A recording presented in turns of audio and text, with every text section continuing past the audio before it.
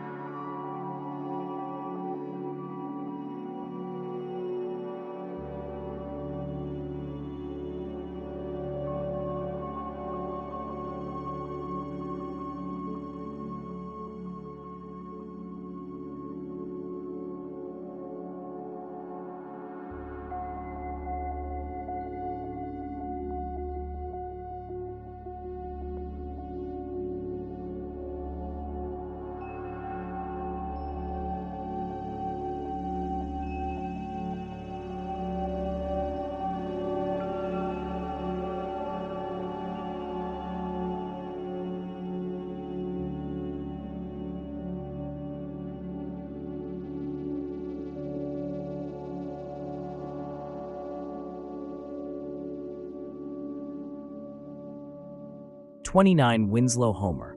Winslow Homer, one of America's most celebrated artists, found inspiration and solace in the coastal town of Gloucester, Massachusetts.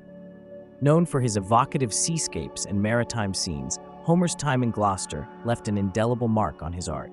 Let's explore Homer's relationship with Gloucester and the enduring legacy of his seascapes. About Winslow Homer. Winslow Homer, a Boston native, came to Gloucester in the summer of 1873, arriving from New York by train.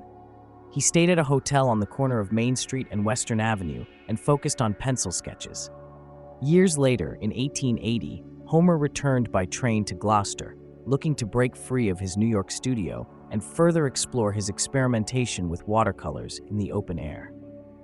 Homer stayed on 10-Pound Island, which is situated in the center of Gloucester's bustling harbor. He stayed in a granite outbuilding, no longer on the island, along with the lightkeeper and passing vessels and fishermen.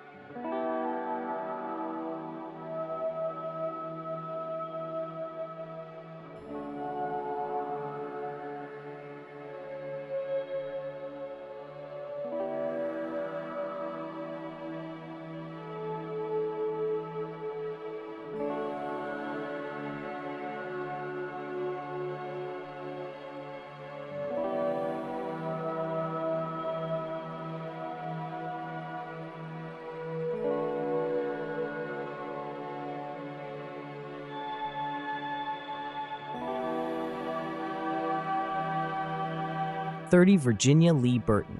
Burton was an American illustrator and children's book author. She wrote and illustrated 7 children's books, including Mike Mulligan and his Steam Shovel, 1939, and The Little House, 1943, which won the Caldecott Medal. She also illustrated 6 books by other authors. In fall 1930, Burton enrolled in a Saturday morning drawing class taught by sculptor and artist George Demetrios at the Boston Museum School. By spring, Burton and Demetrios were married. They moved to the Folly Cove neighborhood of Gloucester in 1935. Burton was known for designing the whole work: design, illustration, composition, typeface, and space. She said first she made her drawings or preliminary sketches, then she wrote the story, as it came first to her in images. Burton's books took inspiration from life experiences and her surroundings. Her award-winning book, The Little House, is based on her own home, which they moved off of a town street and into a field of daisies. In the story, a little house built on a far hill out in the country grows sad over time, as first a road, then a town, and finally, 2 skyscrapers are built up around it. The fictional town setting of another book, Katie and the Big Snow, is based on Gloucester and its road department. In the story, a big diesel snowplow named Katie has a chance to help all over town during a winter storm.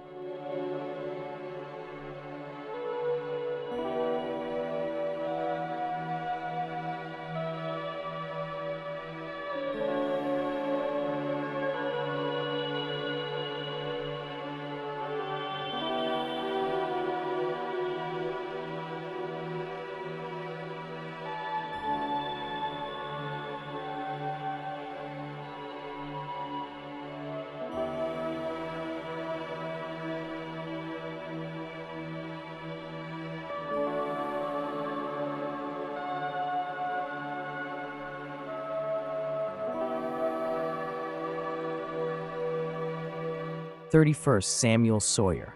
Samuel Elwell Sawyer, 1815 to 1889, was a visionary businessman and philanthropist who helped drive Gloucester's transition from a maritime hub to a more diversified industrial city. Born into a long line of Sawyers at the family homestead Brookbank in Freshwater Cove, he started with modest means and worked his way up through the dry goods trade in Gloucester and later in Boston.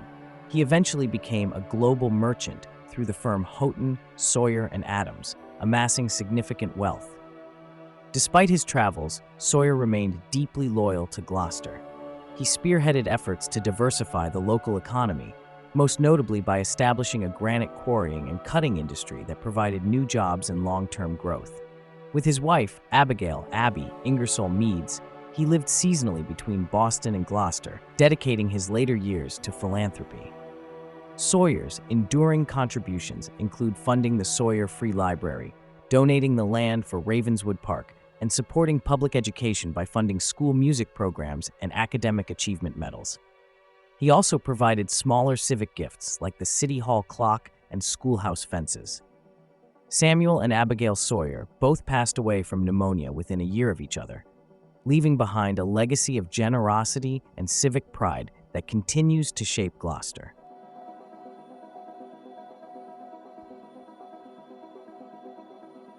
32 Temple Ahavat Achim. Temple Ahavat Achim, nestled in the heart of Gloucester, stands as a testament to the vibrant Jewish community that has thrived in this coastal town for over a century. The first Jews settled in the Cape Ann area in the mid-1800s. By 1904, there were 20 to 30 families in Gloucester. The membership of Temple Ahavat Achim is now 180 to 200 families. Jewish people began settling in the Gloucester area after the Civil War, with a more noticeable presence after World War II, when many ran businesses downtown. Its Hebrew school, with 30 children enrolled, meets twice a week. In 1950, Temple Ahavat Achim purchased a former church building, converting it into a synagogue. Disaster, in the form of fire, struck in 2007, destroying the synagogue. By 2011, a new building was built on the same site in Gloucester's historic center.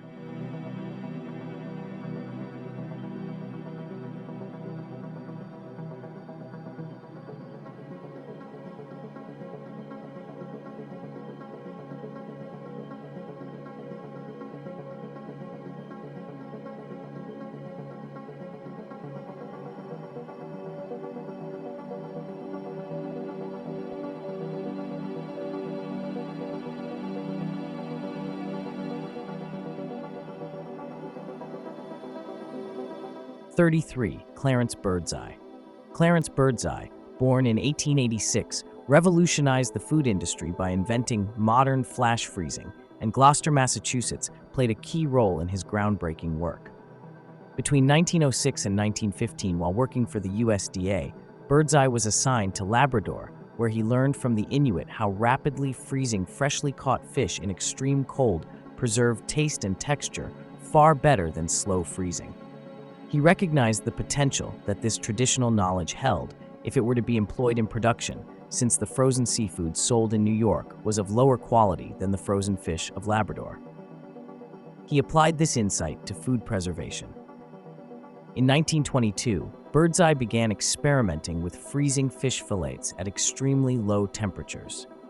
Though his first company, Birdseye Seafoods Inc., failed due to limited consumer interest, he went on to develop a new method using pressure and refrigerated metal plates to quick freeze packaged fish. To commercialize this innovation, he founded General Seafood Corporation. In 1925, Birdseye moved his company to Gloucester, where he developed and patented the double belt freezer, using cold brine and stainless steel belts to rapidly freeze fish. This method laid the foundation for the frozen food industry. He later patented the multi-plate freezing machine, which remained widely used for decades. In 1929, Birdseye sold his company and patents for $22 million. The buyer, Postum Company, later General Foods, launched Birdseye Frozen Foods. By 1930, test markets confirmed consumer demand, marking the birth of retail frozen food.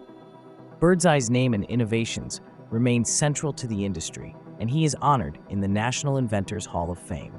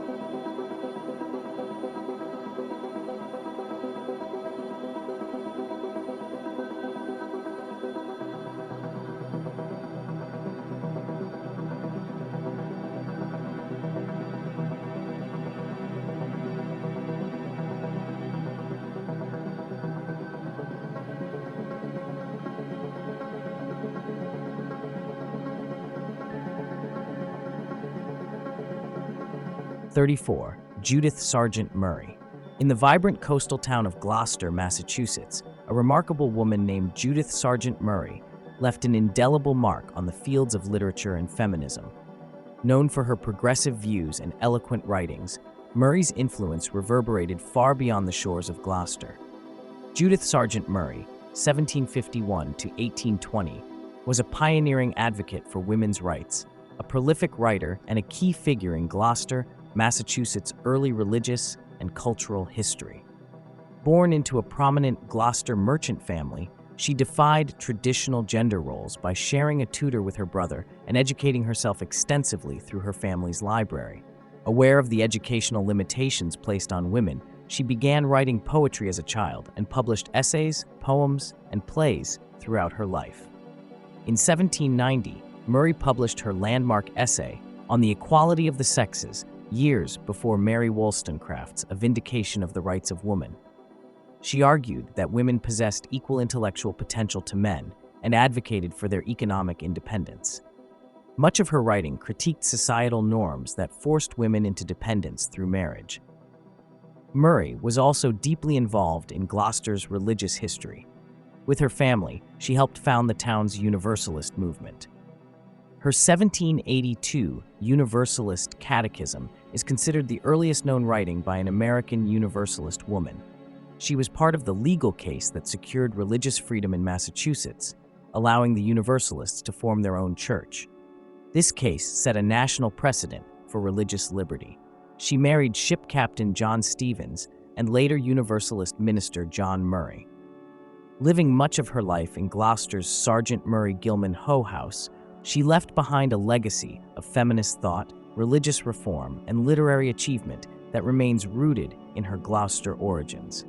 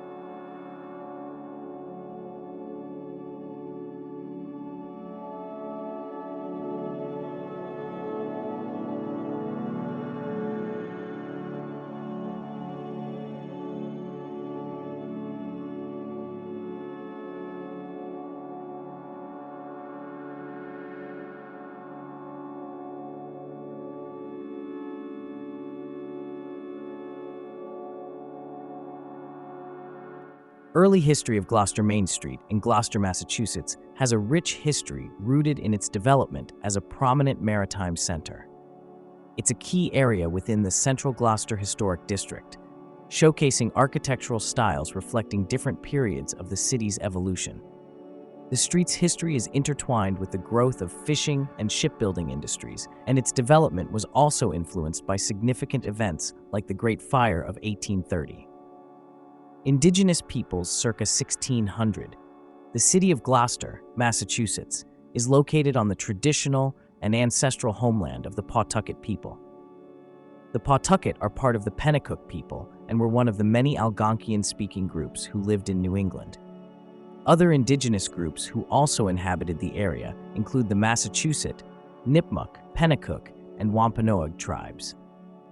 1600s, 17th century, Gloucester was established as a fishing and shipbuilding hub, and Main Street was part of this early development. 1700s, 18th century, the street's location near the harbor facilitated the growth of maritime-related businesses like sailmakers, chandleries, and rope walks. American Revolution, mid-18th century.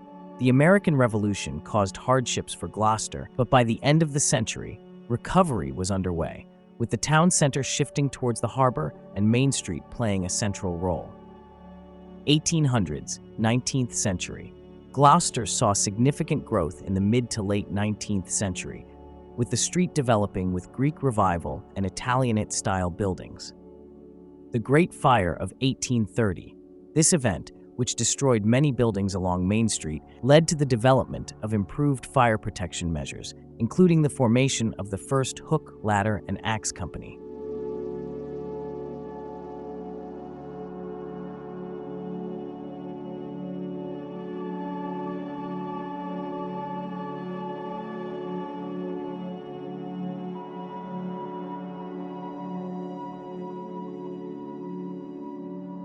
.36 Wales, Gloucester, Massachusetts, nestled on the picturesque shores of the Atlantic Ocean, is not only renowned for its maritime heritage, but also for the mesmerizing presence of whales in its waters. Whales, these magnificent creatures of the deep, hold a special place in the hearts of Gloucester residents and visitors alike. Gloucester's coastal waters are teeming with marine life, thanks to the nutrient-rich currents and abundant food sources. This makes it an ideal habitat for a diverse range of whale species. Gloucester, like other coastal towns in New England, engaged in whaling from the early 17th century, initially focusing on nearshore whaling and then expanding to longer voyages. The 19th century saw Gloucester's whaling industry grow, with numerous whalers and whaling vessels departing for voyages around the world. Today, the only whale hunters from Gloucester are the numerous whale-watching tour companies based there. Now, the iconic humpback whales, majestic fin whales, and elusive minke whales are loved as gentle giants that grace Gloucester's waters, captivating all who encounter them. Salt the whale. Salt, a renowned female humpback whale, was first spotted in 1976 and is affectionately referred to as the Grand Old Lady of the North Atlantic. Known for her exceptional grace and majesty, Salt is among the most esteemed humpback whales that frequent Stellwagen Bank and enjoys worldwide recognition. For the best chance of seeing Salt, it is recommended to visit at the beginning of the season, as she is often among the first whales to arrive at Stellwagen Bank.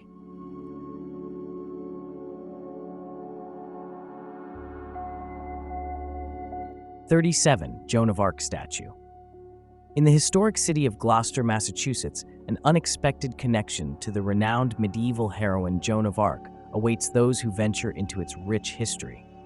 Joan of Arc, the courageous French warrior saint, has left an indelible mark not only in European history, but also in the hearts of Gloucester's residents.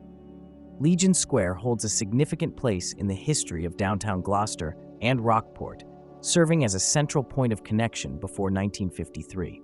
Two notable tributes adorn this area, adding to its historical charm. The first tribute is the Greek Revival building, constructed in 1844, featuring majestic columns that exude a sense of patriotism. The second tribute is a statue dedicated in 1921. Anna Von Hyatt Huntington, a famous American sculptor, created Gloucester, Massachusetts' Joan of Arc statue, as a World War I memorial to honor the city's fallen soldiers. Huntington had strong ties to Gloucester. She spent summers in the Annisquam village and even had a studio there. The memorial features a powerful statue of Joan of Arc on horseback, representing bravery and patriotism. Huntington sculpted the statue in her Gloucester studio, using a local fire department horse named Frank as the model. The statue stands on a granite base, or cenotaph, designed by Gloucester resident Frederick G. Hall, using stone from Gloucester's own quarries. The project was supported by A. Piat Andrew, a well-known Gloucester resident, founder of the American Field Service, and later a U.S. congressman. He shared updates about the memorial with his friend Isabella Stewart Gardner, a well-known art collector.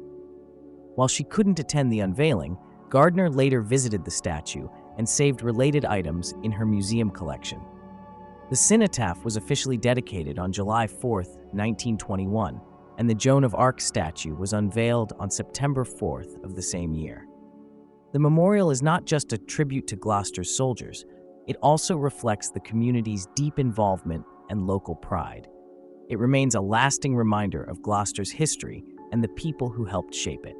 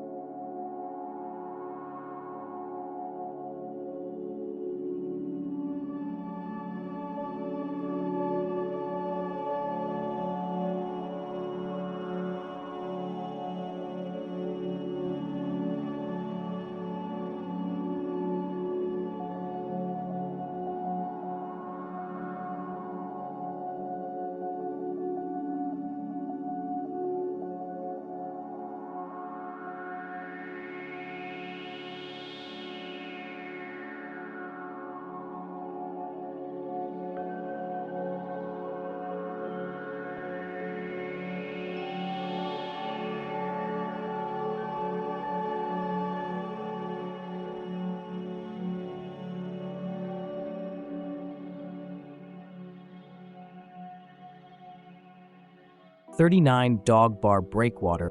The Breakwater, officially known as the Dog Bar Breakwater, was constructed between 1894 and 1905 by the U.S. Army Corps of Engineers with help from the Rockport Granite Company.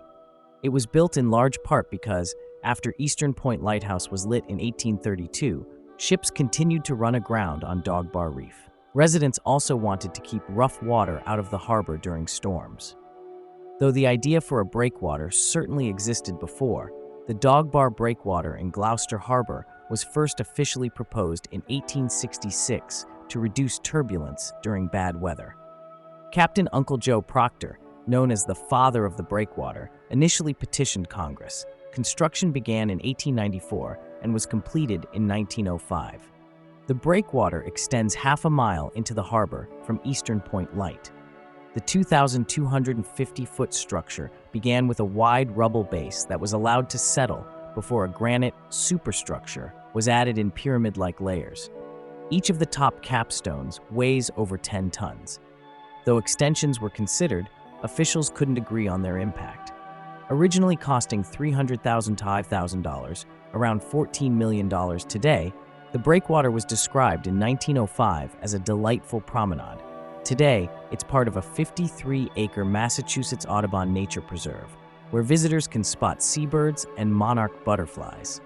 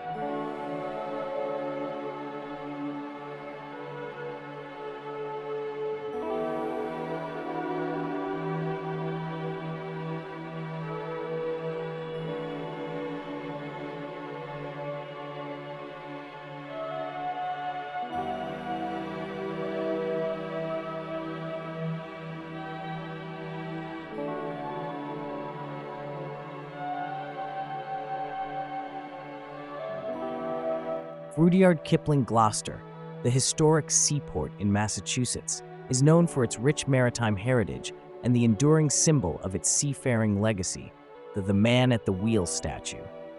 What many may not realize is the deep connection between this iconic Gloucester landmark and the renowned author Rudyard Kipling.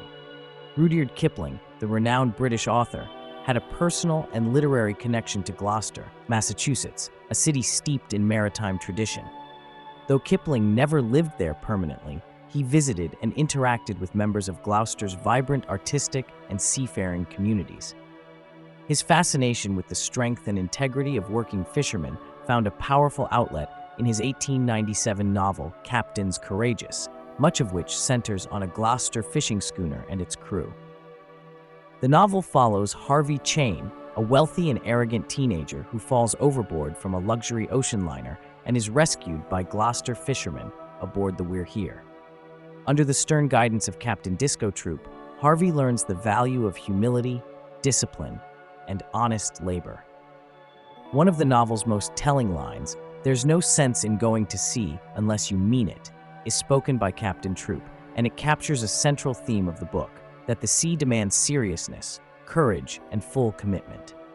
This line resonates deeply with the emotion and symbolism of the Man at the Wheel statue in Gloucester, a powerful monument honoring the thousands of fishermen lost at sea.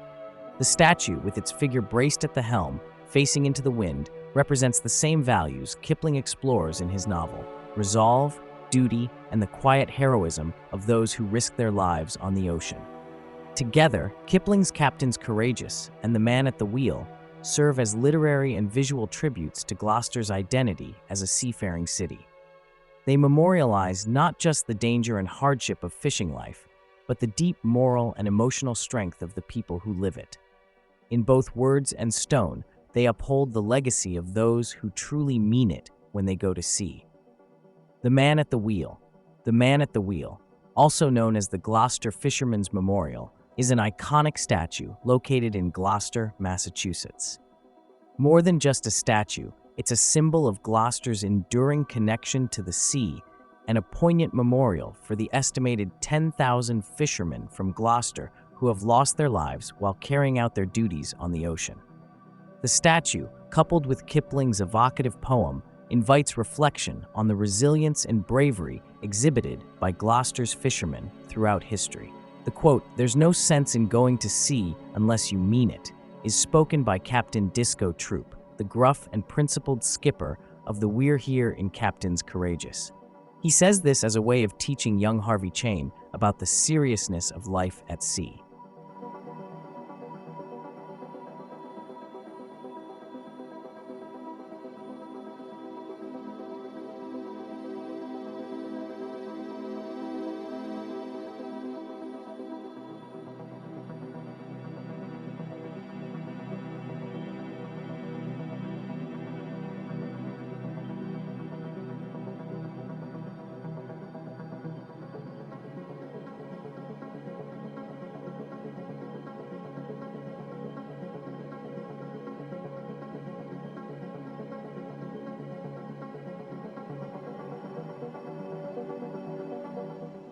Hey again, everybody.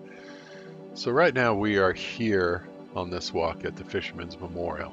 And if my wife and I had kept walking along the path here to the Fisherman's Wife Memorial and then all the way to Stage Fort Park, it would have put us significantly further away from where we parked. And we had already been to Stage Fort Park earlier in our visit. So at this point, rather than continuing down the Harbor Walk path, we're actually going to turn back and head toward the parking area, going down Western Avenue. We'll go ahead and play you the information and show you some pictures about the Fisherman Wives Memorial and Stage Fort Park, but we don't have footage of that in this video.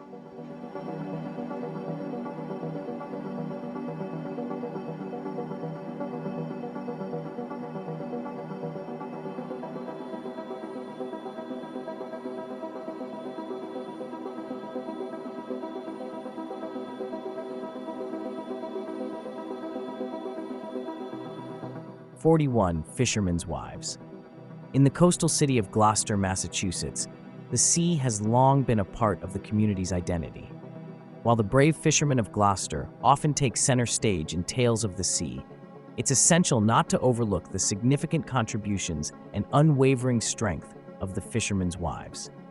As you stand here facing the sea, take a moment to reflect, not just on those who sailed into danger, but also on those who watched them go. Gloucester, Massachusetts, is a city defined by the sea. For centuries, its men have gone to the water to fish, to provide, and too often to be lost.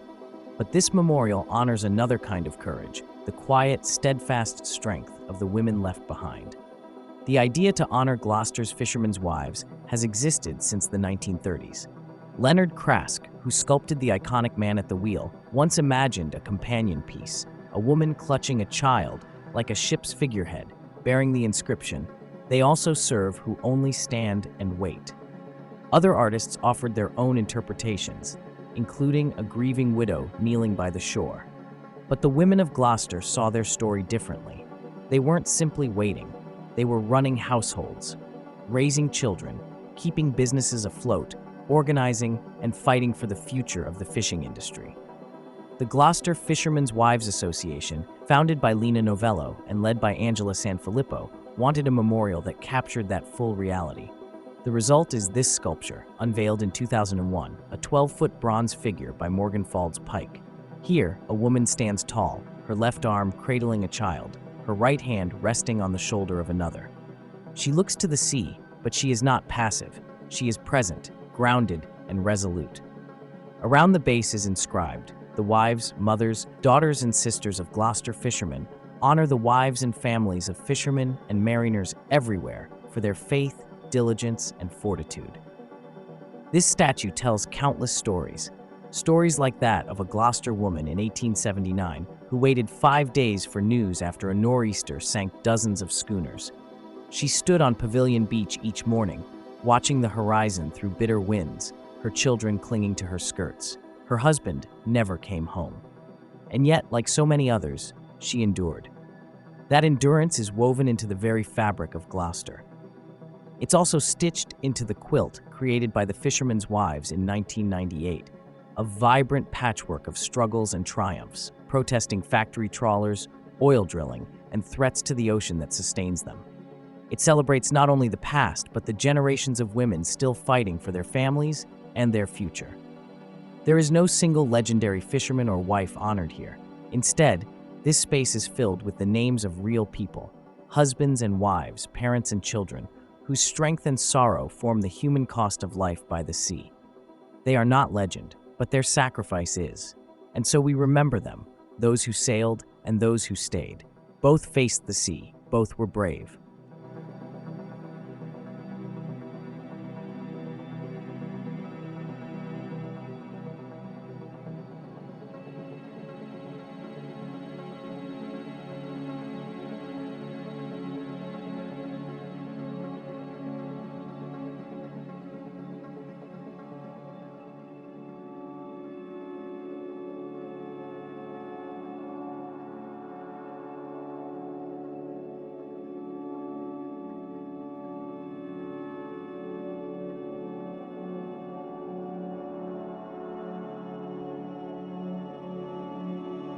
.42-stage Fort Park. Nestled along the picturesque coastline of Gloucester, Massachusetts, Stage Fort Park stands as a beloved destination that seamlessly blends history and natural beauty. This waterfront park offers visitors a unique opportunity to immerse themselves in the city's rich heritage while enjoying breathtaking views of the harbor and a serene coastal atmosphere. Welcome to Stage Fort Park, a place where stunning coastal views meet nearly 400 years of American history. As you walk these grounds, you're standing on one of the very first sites settled by Europeans in what would become Massachusetts, and one of the earliest roots of the American fishing industry. So how did it get the name Stage Fort?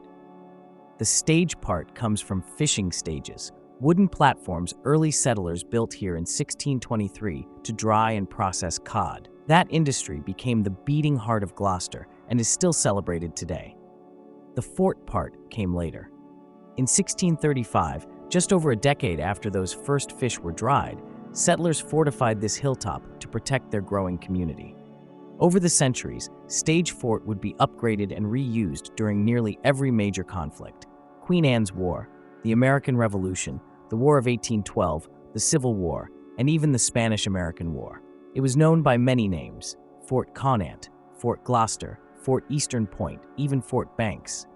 But through all those changes, its mission stayed the same: to defend Gloucester and the surrounding coast. During the Civil War, the fort was significantly renovated and renamed Fort Connaught after Roger Connaught, Gloucester's first colonial governor. His original Great House was once located right here near Stagehead before it was moved to Salem around 1628. In fact, there's a massive stone outcrop nearby, what we call Tablet Rock, with a plaque placed in 1907.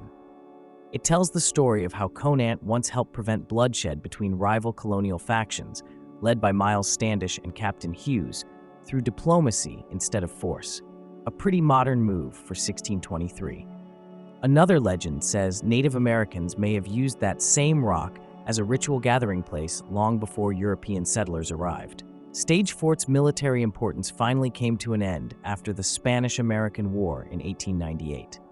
By the 1930s, the site was reimagined not for battle but for beauty, transformed into the public park you see today. In 1973, replica cannons were added, and today, visitors can explore the earthworks, walk the trails, and enjoy sweeping views of Gloucester Harbor. And if you're wondering why there's a welcome center here, it's because this isn't just any park. This is where Gloucester's story began, and it remains a powerful symbol of the city's endurance, its resilience, and its deep connection to the sea. So take a moment, climb Tablet Rock, watch the waves. Imagine the voices of fishermen, settlers, and soldiers who once stood where you are now.